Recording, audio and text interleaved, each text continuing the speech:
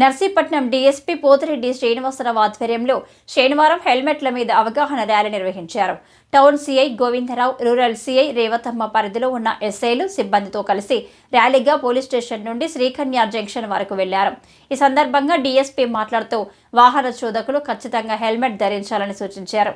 వీటి వల్ల ప్రాణాలకే కాదు కుటుంబానికి కూడా రక్షణ ఉంటుందన్నారు.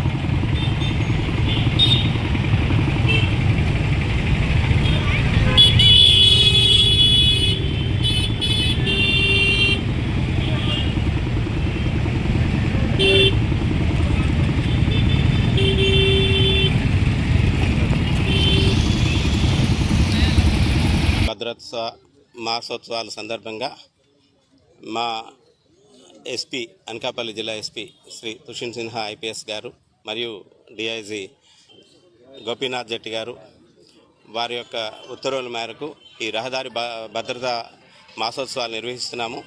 అందులో భాగంగా ఈ రోజున నర్సీపట్నం టౌన్ పోలీస్ స్టేషన్లో పోలీసులు, మహిళా పోలీసులు మరియు సిఎంఆర్ వాళ్ళ సహకారంతో అవగాహన నిమిత్తం హెల్మెట్ ర్యాలీ నిర్వహించడం జరుగుతుంది.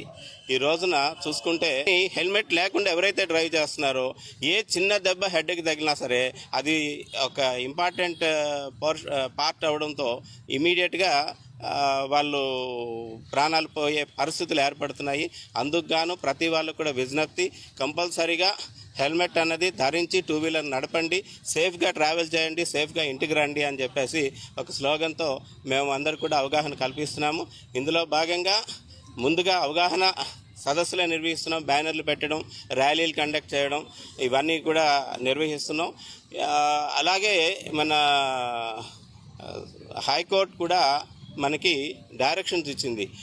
ప్రతి వాళ్ళు కూడా కంపల్సరీ